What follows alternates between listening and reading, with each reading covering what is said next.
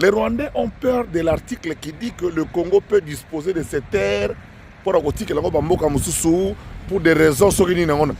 En tout cas, avec ce que vous avez fait là, monsieur le ministre, vous avez réviser la Constitution. Deuxième élément, s'il faut vraiment que c'est pour faire un coup d'État chez vous, quel Congolais va refuser avec toute la misère que vous avez créée là-bas? Alors, Badasengi n'a pas Congolais, tous à la unis, soudés. Unis et soudés. Tout soit après. Merci. Face à l'adversité, face à l'adversaire rwandais, face à ces dangereux plans, na bino bato bo côté le bango, bo moni ke bako ko banga. Pour mboke changer la constitution nango bino bo banga pour ne pas na bino. C'est boye bitina. Bozo banga article wana ya mabele. Wana analyse ya ngai moko zeka baba ce joueur qui est Nzuluka Blazanga remplaçant, joueur qui est ta muté katani ya continuer ko beta. Voilà, bande kunanga, j'espère ba Congolais de père de mère to kutani lisusu mokolo mwalelo décembre décembre place wapi makambo ya minene ko salama mbote na babone na stu bolandaka biso et puis ezalinga yo bino de Korabi Matondo babone na nga ya Angola ya Brazzaville ya Point Noir, il y a Belgique, il y a Canada. Continuez de s'abonner, de partager nos émissions. Et ça va bien, déjà 42 000 abonnés, tout progresser. Souci Nabiso et Zali, tout comme à 100K d'abonnés. Très chers abonnés, mauvaise nouvelle n'andenge moko ya kusakanate. Pourquoi na lobi mauvaise nouvelle? Na blobaki yango awa ke Joe Biden Azoya na Angola pour finaliser certains trucs pour déstabiliser la République démocratique du Congo. Et belé bazoa qui en théâtre et belé ba traiter ngane ba ko traiter nga. De l'autre côté le Rwanda aza ko sala surtout pour que la constitution ne puisse pas être changée parce que ayebi que non ce qui le lot constitution est comme changer et que yé à cause de la ressource na mais noir tel likolo, il y a certaines personnes au la République démocratique du Congo et puis il y a avantage na cause la bafoué na lobaka yango et puis tout koloba yango chaque jour. Et puis l'Union européenne a lobby kazo pesa 20 millions de dollars pour la 31e brigade. Il y a FARDC pour un soutien. Je vais vous expliquer mbongo wala so rezo uta wapi et puis mbongo wana musala nango ezali nini. Vous allez comprendre mbongo wana musala nango ezali nini. Tous en a besoin de mbongo ten. Est-ce que ba ebisi bido que tous en a besoin de mbongo boyoka. Alors, je vais commencer cette émission tout d'abord la bande konanga. Merci na bino nyo surtout boko benganga eranyo surtout mende ko zo sala so émission tendenge nini. Ozo sala cette émission tendenge ni bande konanga pour comprendre que non, j'ai de petits soucis. J'ai de petits soucis au wapi et ça là qui kena c'est la bino be émission té mais toutefois tozongi en forme tozongi pena mobimba ndeko moka benga le bimba ndeko nazoni ngala tine la bonne fête mais na ko zo ndenge nini numéro na biso ezali affiché wana o ezali ya orange okomeli biso soko na bezo ti langa bonne fête pas de problème je suis là ngai wa bino de Korabi Matondo le gardien de la communication congolaise. Alors très chers abonnés,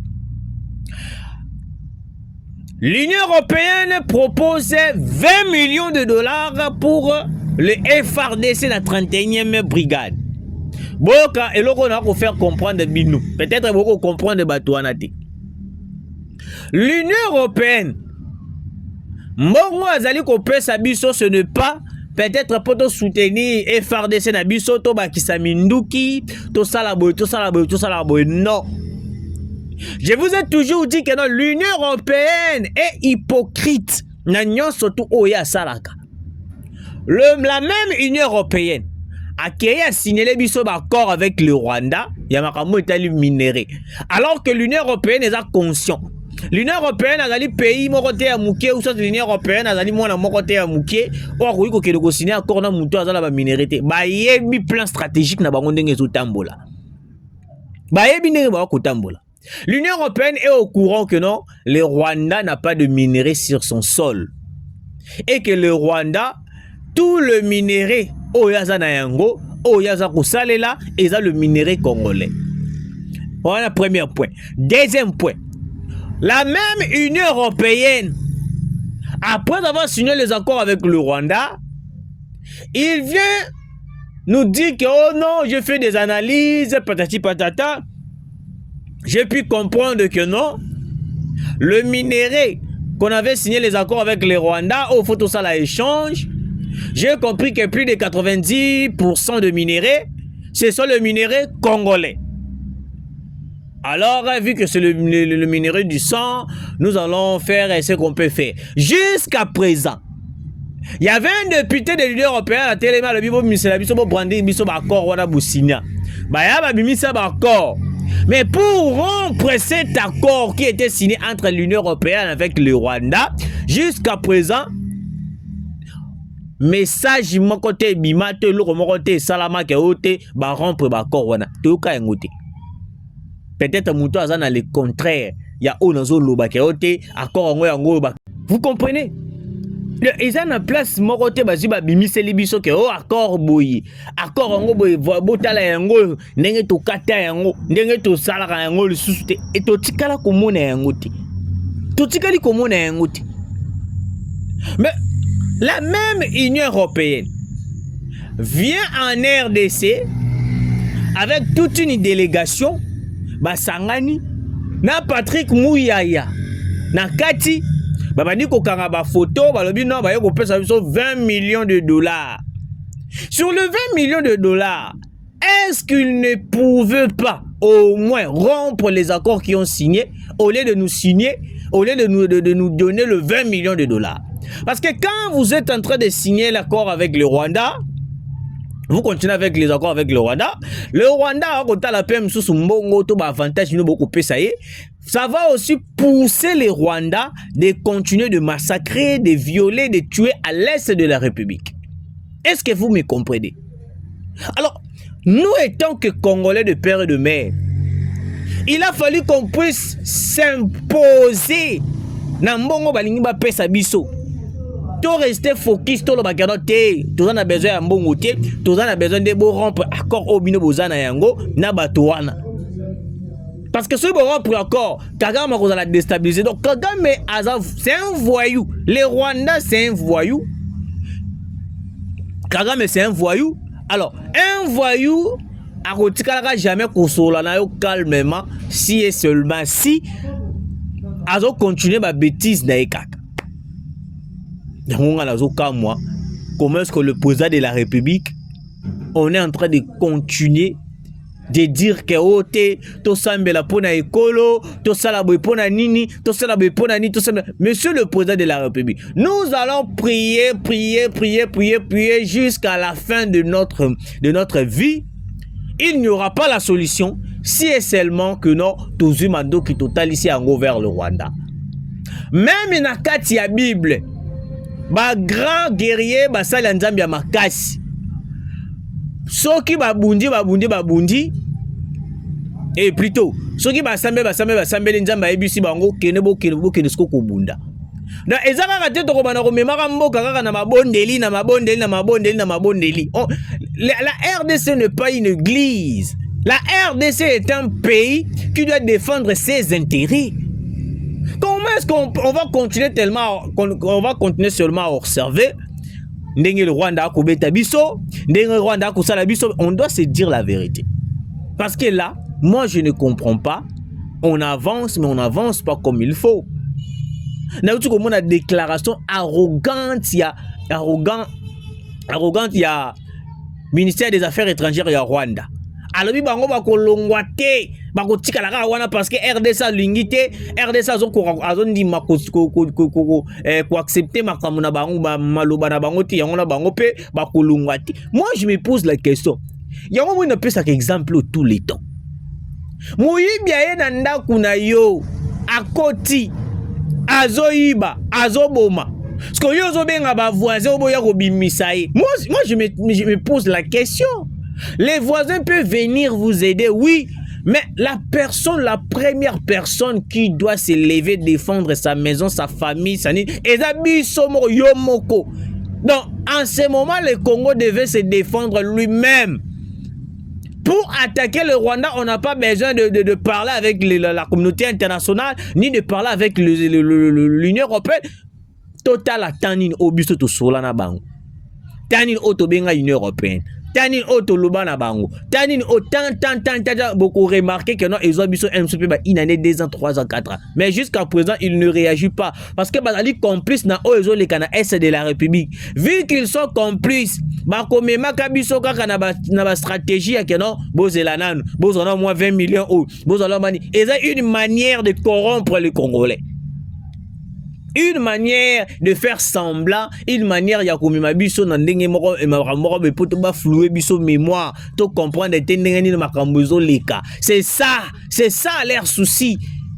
Pour ça na bango ezali RDC a attaqué te RDC a continué ko souffrir, bango ba bénéficier na ba minerai, Et puis nous des Congolais, si nous continuons toujours à regarder la communauté internationale, l'Union européenne, tout là, nous risquons de perdre les Congo. Le Congo a besoin de nous, le Congo a besoin de et il y a biso nyoso tout au sangala poto aider Congo da biso et banako kende liboso. Alors, si j'ai dans mususu ezali boy. Si j'ai dans mususu ezali boy. Boyo ka on le kodanga ba Congolais de père et de mère. Boyoka. Joe Biden en Angola. Je vous avais dit ici que Joe Biden le jour à Kokende Angola et que vous allez prendre ma raison mi balé ou mi sac. Et puis je l'avais annoncé en avance que Joe Biden à Kokende Angola et belé bandima raté et belé ba monaka yango théâtre ote ozoko sabiso ozolo ba information lukuta na minute Joe Biden azana Angola sko boye bisangai na kosi kaka na minute azana Angola botala ba image bo patrouiller na internet bo sala ba nini surtout vous allez comprendre. Patrouiller partout, patrouiller. Faites de recherche, vous allez comprendre que non complot contre la RDC sko et vrai munene. Bino bato bovanda kabolobi ate bazo kosa biso bazo sala biso la plus problème ya makasi biso ba Congolais to zango ezanini. Je vais vous expliquer très cher Congolais. Omoni biso ba Congolais nyonso tout ozaka yango kaka lukuta. Mais quand la chose arrive, se réalise, c'est de là que nous comprenons maintenant que non te loko ba ebisaka biso yango. Eloko ba lobaka na biso yango. Eloko ba salaka boy. Eloko ezalaka boy. Eloko. Na minute wana ezalaka biso déjà trop tard parce que la chose est déjà arrivée.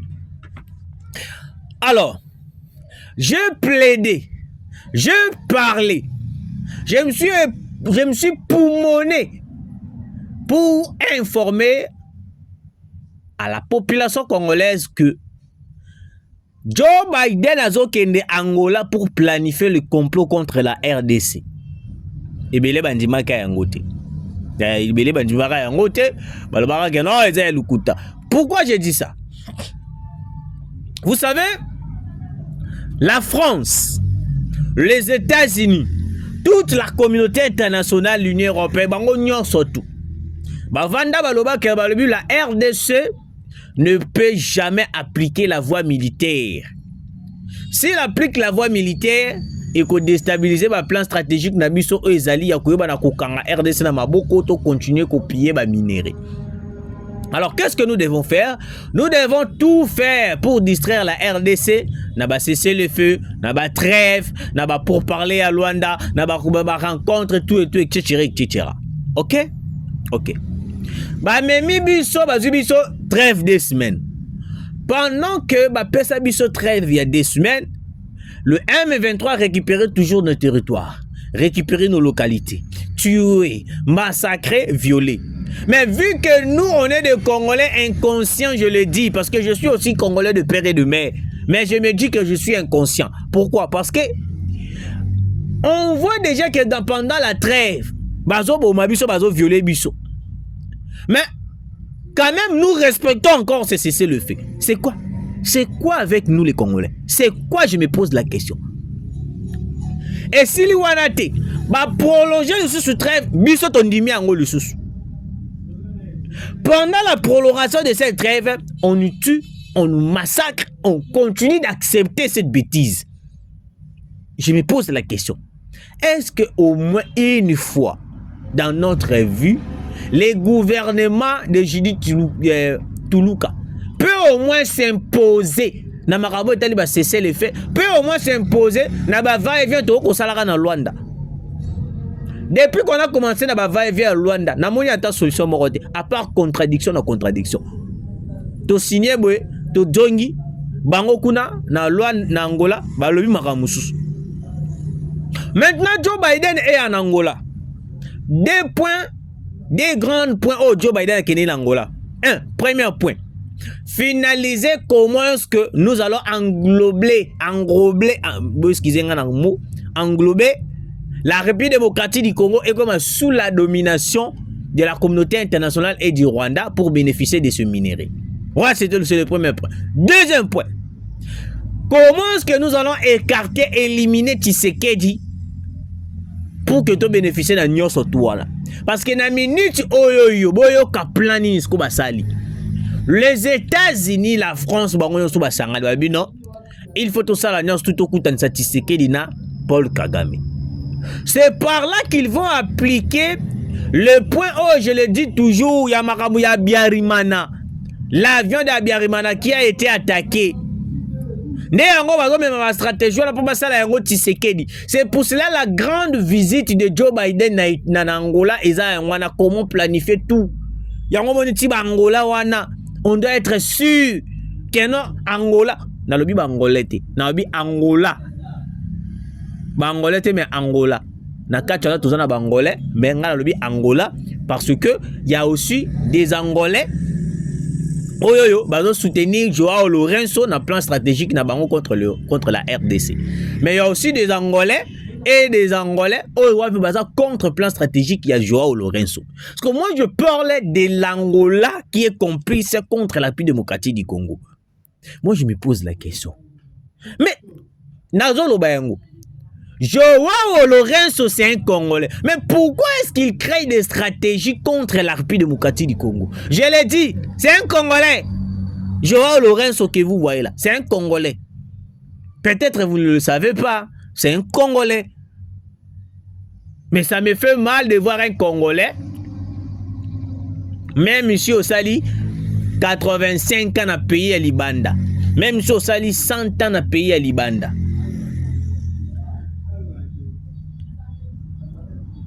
Même si au Sali, combien, même si tu fais 40 ans dans le mot Kalibanda, mais il y a un Kedo, ce que vous avez Congolais, vous avez Congolais. Lourenço, c'est un Congolais. Lourenço, c'est un Congolais, mais vu qu'il a adapté l'idéologie des États-Unis d'Amérique, à maîtriser l'idéologie des États-Unis d'Amérique, place au Wapi, mimi ba sali makambo nyonso ba ko sala vu qu'il y a pas un souci ya ko zoa troisième mandat, il est en train de participer dans plan stratégique. C'est pour cela que j'alerte le président de la République. Toyebi na biso ke mokonzambo ko yo karana ngaite. Kaloba yango Joe Biden akoyangola boyoka kingaite na minute azala ngola. Na yeli susu pona koloba mokonzambo ata ko no ngate ko talo zappé na yo pas de problème mais vie na yo ndi muteza en danger yangaite. Yanga vie na ngeza na ngoboy. Kondi matamu kolomoko te rencontre ya Yona Paul Kagame. Ezana na Angola, ezana États-Unis ezala wa kondi mayangote parce que la communauté internationale baza ko préparer plan stratégique au basalaka Biarimana.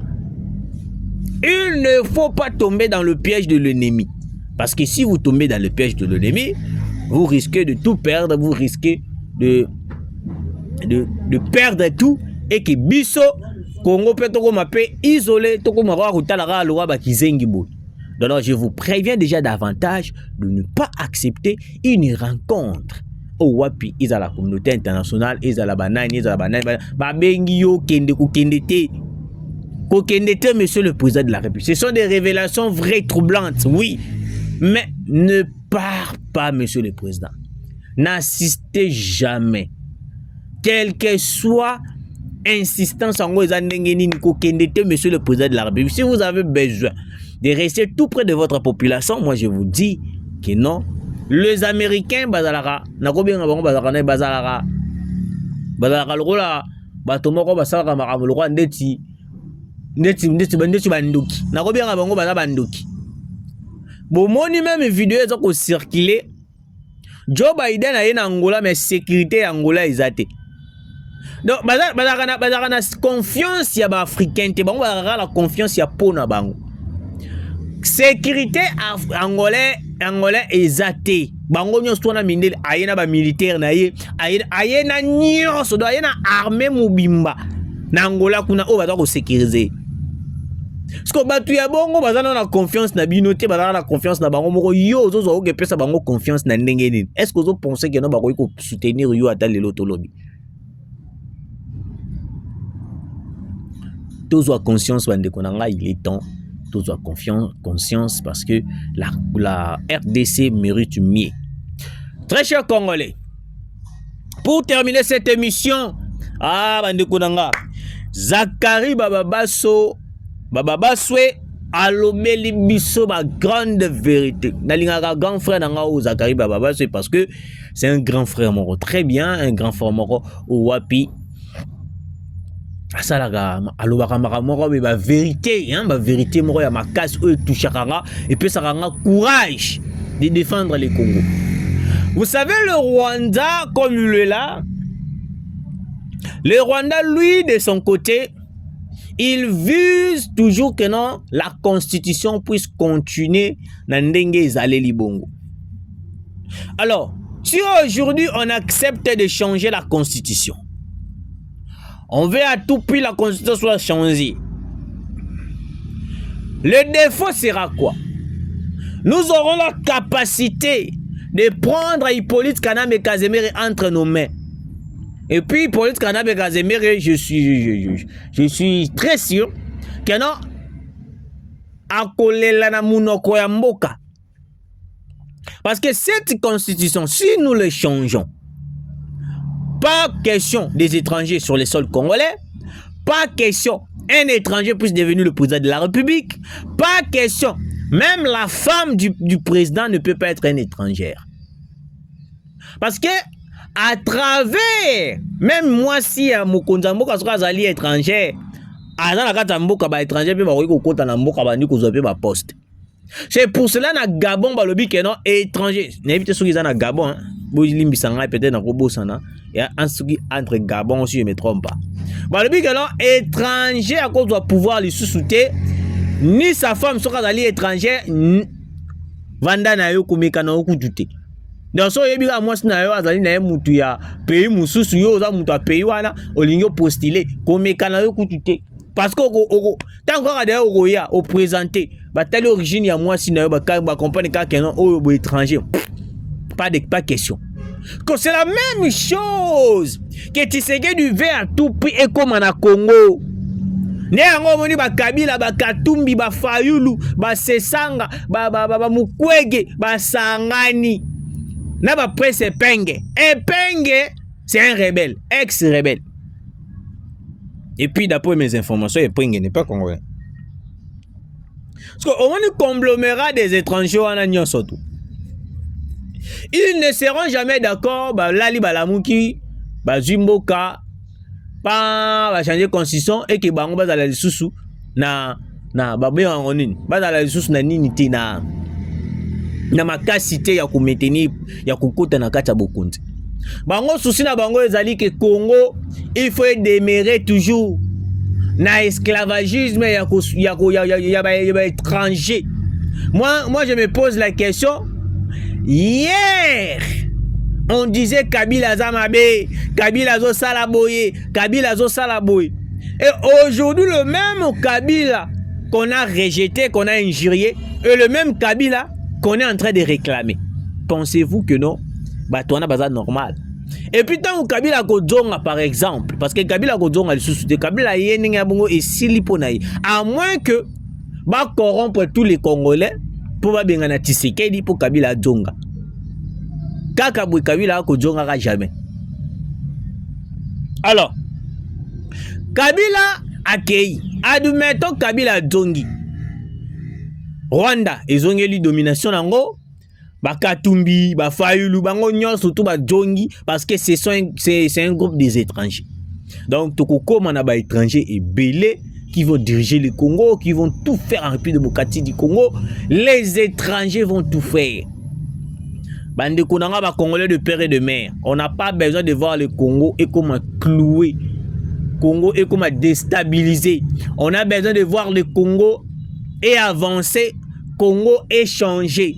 Mais à travers ces opposants étrangers, on n'arrivera pas. Mais Bissomoro Baimboka, Bakolomboka, Congolais de père et de mère, nous avons la capacité de changer les Congo. C'est pour cela que je l'ai dit et puis je le répète que non, nous devons à tout prix soutenir Tshisekedi, soutenir le président de la République, soutenir le changement de la Constitution. Parce qu'à travers ce changement de la Constitution, que la RDC va continuer